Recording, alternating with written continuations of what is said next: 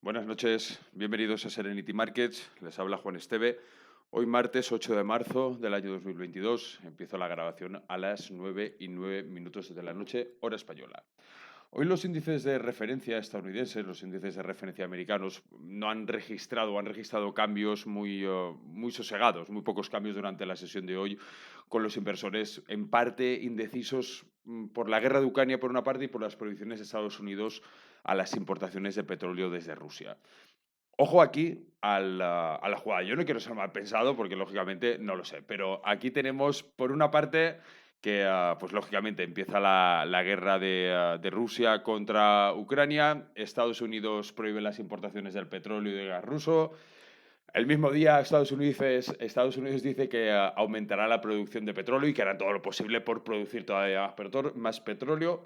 Lógicamente aquí los que vienen muy beneficiados es Estados Unidos, que puede generar unos rendimientos muy notables con este movimiento. Y luego Rusia ha prohibido las exportaciones de materias primas hasta diciembre de este año. Al final, lo que os comentaba ayer, yo creo que ahora el foco, más que en la renta variable, porque en la renta variable ya hemos visto movimientos bastante importantes a la caída. Ahora comentaremos el Nasdaq y el Dow Jones, porque el Nasdaq ayer confirmó una tendencia bajista, cayendo más de un 20% desde su máximo histórico, mientras que también el Dow Jones confirmó que estaba en una corrección, ya que cerró la sesión de ayer con una caída del más de un 10% desde su máximo histórico. Ahora llegaremos ahí. Pero como os comentaba en el vídeo del cierre de ayer, yo creo que ahora mismo la clave en los movimientos está más enfocada hacia las materias primas que hacia la renta variable. ¿Por qué? La renta variable, como ya comenté en algunas sesiones anteriores la semana pasada, en parte ha descontado el peor de los escenarios. Un escenario belicista, un escenario, lógicamente, que es el que está ocurriendo ahora mismo en Ucrania, pero está descontando también un escenario prolongado. Tengamos en cuenta que, como también os comenté hace un par de semanas, los escenarios en los que hemos vivido diferentes crisis, tanto crisis bélicas como diferentes escenarios de crisis, han estado continuados han estado emplazados por tres escenarios o por tres fases bastante diferenciadas. Una fase de caídas, una fase en la que las correcciones de las bolsas son notables y entramos en un escenario bajista, un escenario siguiente en el que las bolsas se estabilizan y un escenario a continuación en las que los mercados, en un porcentaje muy elevado, no solamente recuperan lo que han perdido durante la primera fase, sino que incluyen un mercado todavía más alcista. Ahora mismo, no quiero decir con esto, ojo, que esa primera fase la hayamos pasado, estemos ya en la fase de estabilización, no estoy diciendo eso. Lo que estoy diciendo es que todo el volumen de negociación o toda esa rotación que en un principio de esta guerra de Ucrania veíamos hacia el oro como valor refugio, estamos viendo cómo ese volumen está rotando hacia la parte de las materias primas. Fijaros que el petróleo, el Brent, hoy ha llegado a máximos de 136. Estamos todavía lejos de esos máximos que alcanzamos en 136, 137, más o menos, perdón, que aquí tengo el gráfico de un día y quería ponerlo la de 30 minutos, que la vamos a ver bastante más claro. En ese precio 137,15.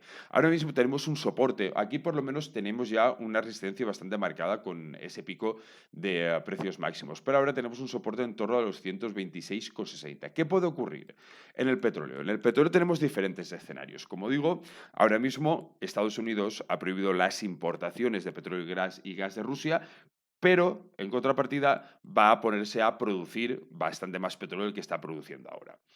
Yo creo que también, viendo la economía de Estados Unidos, veremos un pequeño retroceso en cuanto a los consumidores estadounidenses. Obviamente, los precios de la gasolina harán que la gente allí en Estados Unidos reduzca un poco el gasto. El precio de la gasolina en Estados Unidos no es comparable o es mucho menor que el precio que tenemos ahora mismo en Europa, que yo esta mañana aquí en España he puesto gasolina a 1,80 aquí mismo. En Estados Unidos está bastante más cara que la que tenían, pero ya tienen una solución más o menos para allí.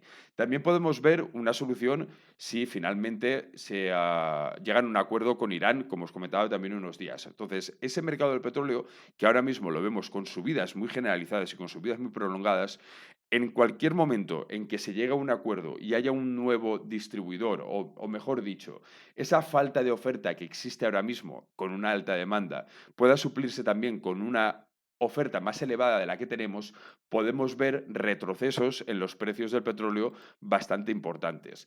Recordad que ayer os contaba también que el ministro de Exteriores ruso decía que si se cortaba el petróleo podíamos ver el precio del petróleo en $300.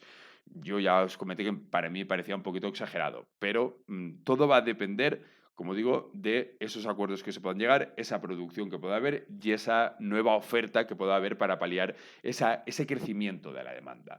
Por otra parte, en las materias primas tenemos el paladio todavía subiendo un 8,2%. Fijaros que hemos tocado máximos de 3.240, parece que se haya estabilizado ahora en los últimos movimientos durante el día de hoy, pero aún así estamos en precios de 3.134 con máximos de 1.194. Hoy lo destacable también en las materias primas es que hemos visto un ligero descenso en el precio del trigo que ha ido marcando máximos tras máximos tras máximos. Y en el oro continúa ese rally alcista, máximos durante el día de hoy en 2.079, subiendo un 2,31, ahora mismo cotizando en 2.042. Vale. Si nos vamos a los índices destacables en Estados Unidos, como os decía, ahora mismo el Nasdaq, con el cierre de ayer, tendríamos una confirmación de un mercado bajista. Vamos al gráfico de un día y lo ampliamos. Desde los máximos hasta los mínimos. Claro, aquí se considera un mercado bajista cuando cae más de un 20%. Y si nos fijamos en el movimiento o en la cotización, utilizando la herramienta de regla que tenemos aquí en ProReal Time, utilizamos aquí y vemos que esa caída es de más de un 20%, con lo cual podríamos considerar que ahora mismo el Nasdaq está en un escenario bajista, en un mercado bajista. Fijaros también, ahora volvemos al gráfico de 30 minutos, como vuelve otra vez a intentar atacar ahora mismo esta resistencia para convertirla en soporte en torno a los 13.500 puntos.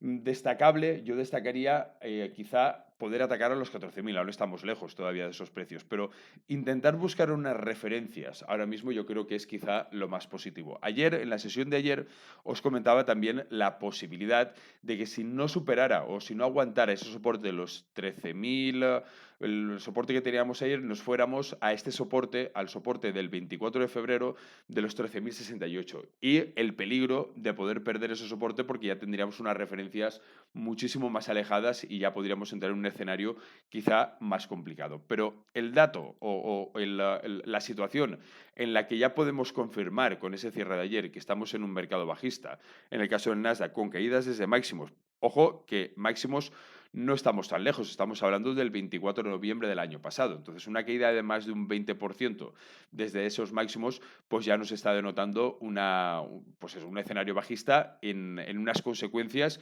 que todavía tenemos que ver cuándo son los movimientos. Incluso si nos fuéramos a principio de año, mira, 31 de diciembre, estaríamos hablando que en lo que llevamos de año llevamos una caída.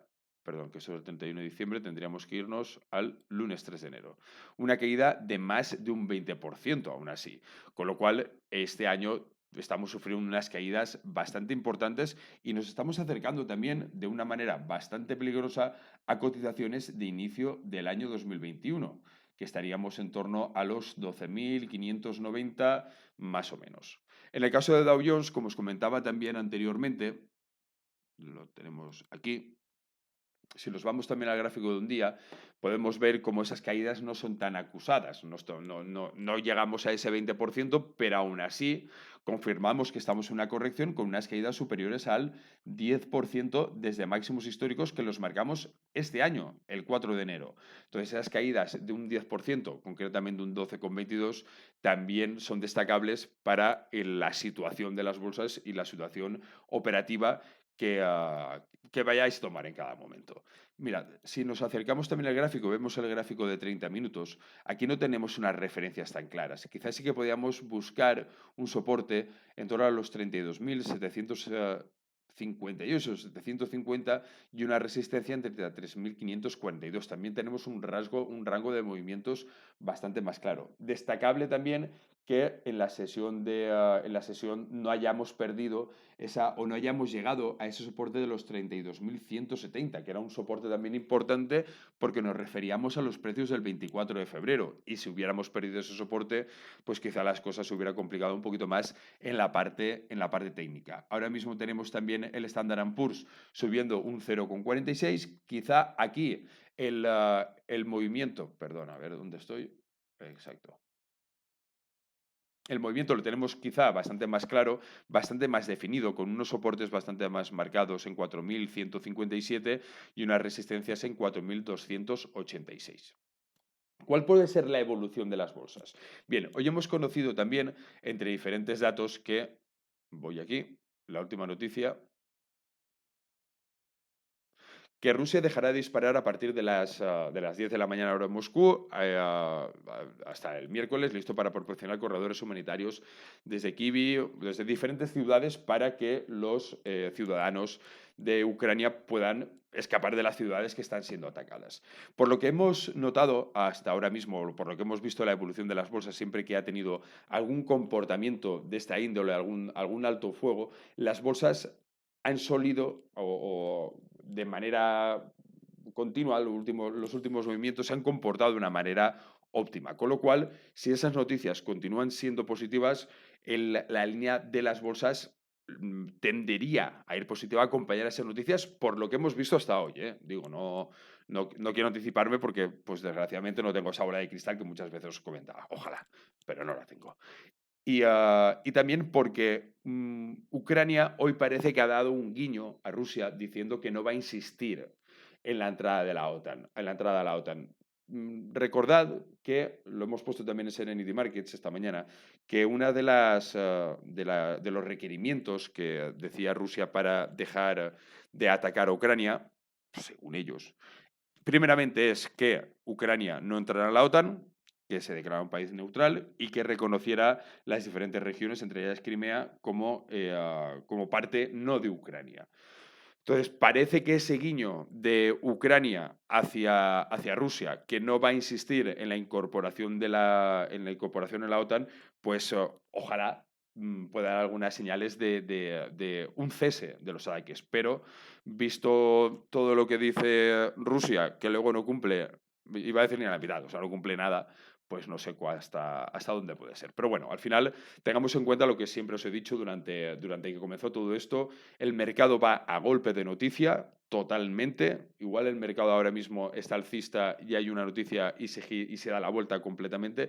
Con lo cual, ahora tenemos un mercado muy volátil, muy nervioso, muy atento a lo que pueda ocurrir y de dónde puedan venir las noticias. Y sobre todo, lo que os comentaba, yo creo que ahora mismo el foco lo tenemos puesto en la evolución de las materias primas más que en la evolución de la renta variable, que parece que durante la sesión de hoy pues ha registrado poquitos cambios y esa volatilidad, por lo menos durante el día de hoy, parece que está más sosegada. En la parte de las criptomonedas tenemos también alzas en el Bitcoin con un 1,73, el Ethereum un 3,35. Vemos quizá un mercado levemente lateral, en el que también está buscando unas referencias para volver a poder atacar por lo menos los niveles de 45.000 en el caso de Bitcoin, pero ahora mismo yo creo que en la parte técnica lo suyo sería buscar algunos soportes, tener claros unos soportes y ver cuál es el comportamiento que va correlacionado también muy directamente con la renta variable y poder atacar niveles de resistencia en torno a los 45.000 puntos. En la parte del Ethereum, que ahora lo tenemos subiendo un 3,51, el escenario, la gráfica es muy parecida, con lo cual, lo que comentaba, esa correlación que también tenemos en la renta variable directa con las criptomonedas, por lo menos ahora últimamente, y con las de mayor capitalización, con el Ethereum, con el Bitcoin, vemos también una leve lateralidad en las cotizaciones, intentando buscar también esa estabilidad y poder atacar a los niveles de 3.035 si los movimientos de las bolsas y las noticias son positivos de cara a la renta variable. Bueno, pues nada, eso es todo por hoy. Cuidaros, nos vemos en próximos vídeos. Saludos.